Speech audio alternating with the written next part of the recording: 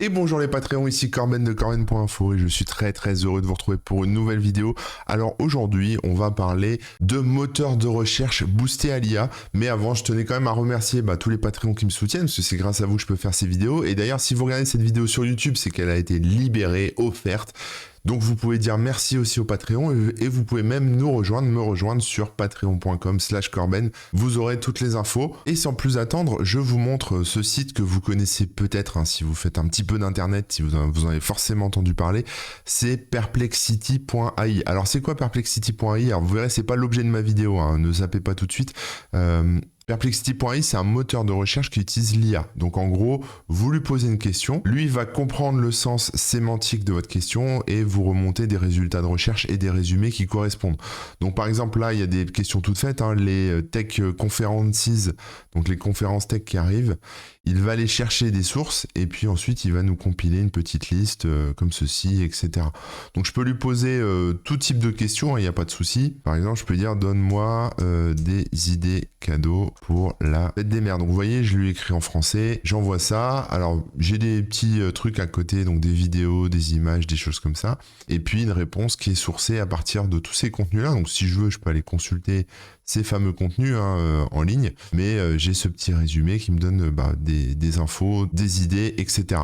On est sur une version gratuite, mais avec la version pro, on peut aussi générer des images, on peut faire plein d'autres trucs, on peut faire même plus de requêtes, je crois, et ajouter ça dans des collections. Enfin bref, je suis pas là pour vous apprendre à utiliser Perplexity, mais on peut même lui demander pourquoi pas du code. Hein. Par exemple, je lui dis je veux un code source de Pong en Python, et voilà, il me propose direct le code qui va bien. Donc c'est un outil, on va dire, assez sympa, qui est une IA en fait, mais connecté avec l'actualité, si vous voulez, connecté avec ce qui sort en ce moment. Par exemple, là on est les rumeurs, on a les rumeurs sur le nouvel iPhone.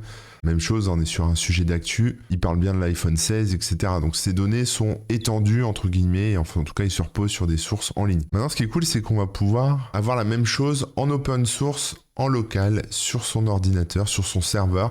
Ça s'appelle Perplexica. Alors Perplexica, c'est pareil que Perplexity, sauf que, comme je disais, les sources sont ouvertes, hein. C'est dispo sur GitHub, c'est du TypeScript, et ça permet de faire à peu près la même chose que Perplexity. Alors on a un petit lien ici vers l'article de blog, l'architecture, etc.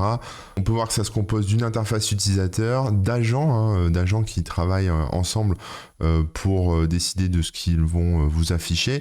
Le moteur de recherche SearchXNG, je ne sais pas exactement comment ça se prononce, hein, j'ai fait un article dessus il me semble, voilà, qui est un moteur de recherche peer-to-peer si vous voulez, qui ne repose pas sur un serveur, qui est décentralisé et que tout le monde peut installer, donc ça c'est la base on va dire pour la recherche. Et puis ensuite des LLM, peu importe que ce soit Claude, GPT ou autre chose, c'est vous qui voyez, ainsi que des modèles d'embeddings qui permettent de regrouper l'information, de la travailler et ensuite de pouvoir l'interroger. Donc je vous propose qu'on installe ça et puis qu'on découvre un peu comment ça marche. Alors pour ça, on va pas se prendre la tête, hein, vous pouvez le mettre sur votre serveur, votre NAS, votre ordinateur, peu importe, puisqu'on va utiliser Docker. Donc veillez bien à ce que Docker soit lancé. Voilà, moi je le démarre de mon côté. Ensuite, je vais aller dans mon répertoire download et je vais créer un dossier Perplexica pour mettre tout dedans. Ensuite, la première étape, c'est d'abord de cloner le dépôt. Donc c'est un guide clone, vous récupérez, je vous mettrai les liens, mais vous récupérez le lien vers le dépôt et ça va récupérer en fait les sources. J'ai donc un dossier Perplexica qui s'est créé avec un P majuscule, je vais dedans et quand je regarde un petit peu ce qu'il y a dedans, on va l'ouvrir directement comme ça d'ailleurs.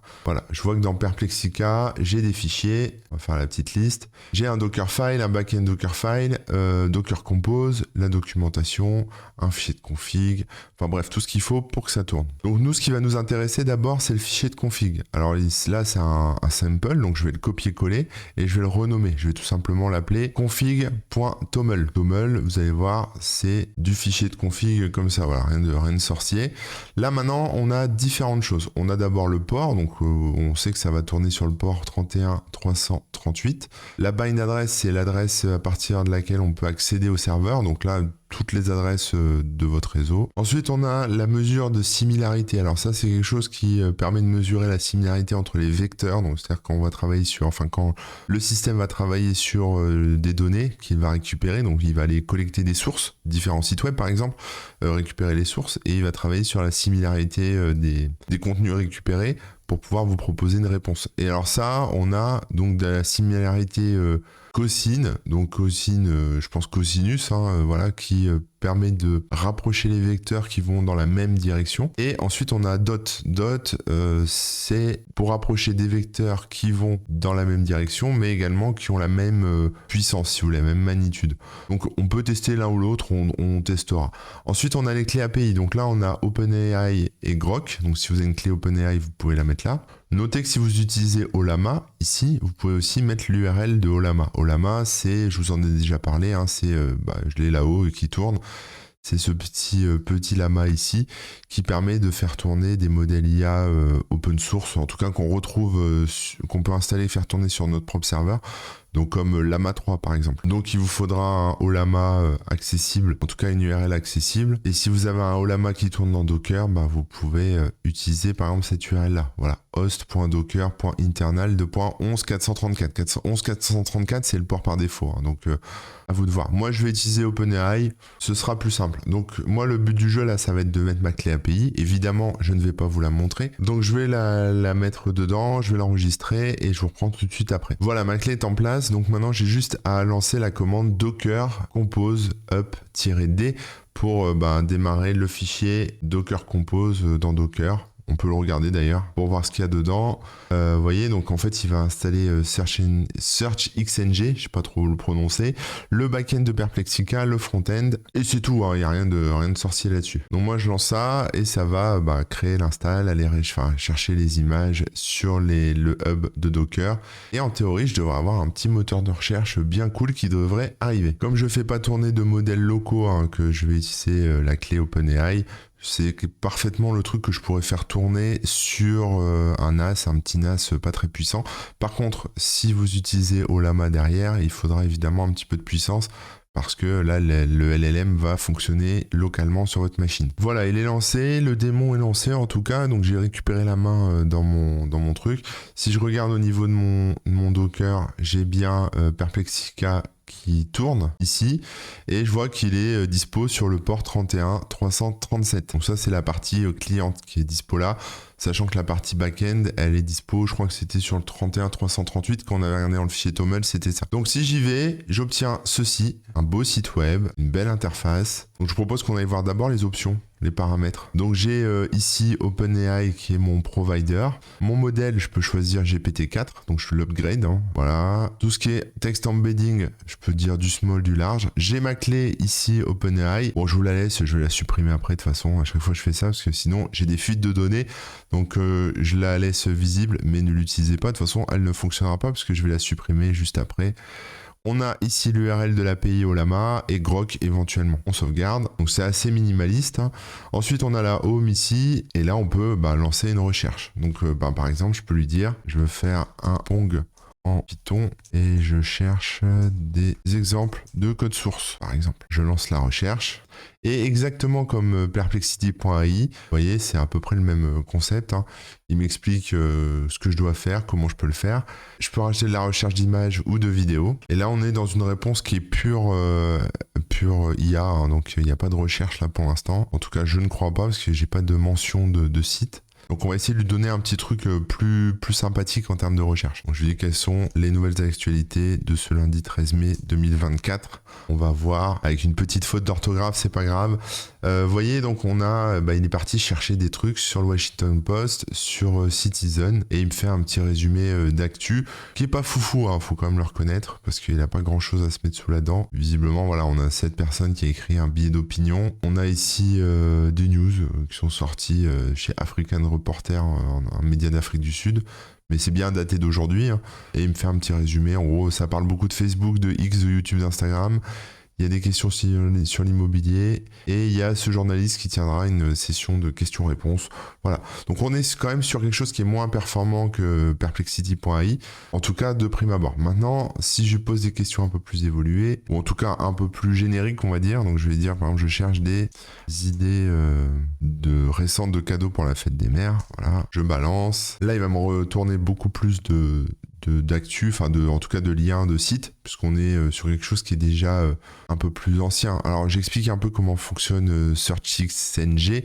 En fait, comme c'est un moteur de recherche qui est décentralisé, Et il met plus de temps à indexer les pages parce que ça se passe en pair à pair et les bases de données se mettent à jour. Enfin, en tout cas, les moteurs sont plus lents qu'un Google ou qu'un Bing, etc. Donc évidemment, là, on est sur des contenus qui sont plus anciens, donc il va pouvoir se reposer sur des trucs quand même qui sont de qualité, mais qui sont un peu plus vieux, quoi. Là, voilà, 29 avril. Ici, il n'y a pas de date spécifiée. Voilà, mais on a quand même pas mal de sources, hein, plus d'une dizaine.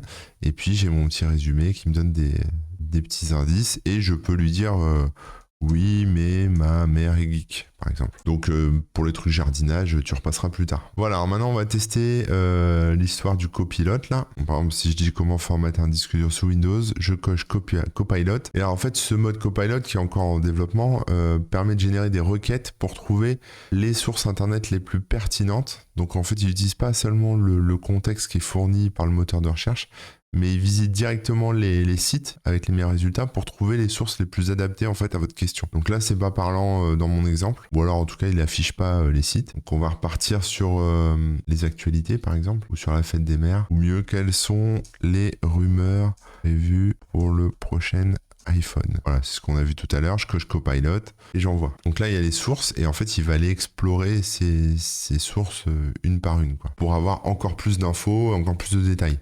Voilà, ensuite, on a un petit mode focus ici qui est intéressant parce qu'il permet en fait de cibler des choses plus pertinentes. Donc, vous avez All, il va chercher partout sur Internet. Wolfram Alpha, c'est pour tout ce qui est moteur de recherche computationnel. Donc, en fait, ça peut faire des équations mathématiques, ça peut sortir la météo, ça peut faire pas mal de choses. Ça, c'est académique, ça cherche dans tous les papiers scientifiques, académiques de recherche.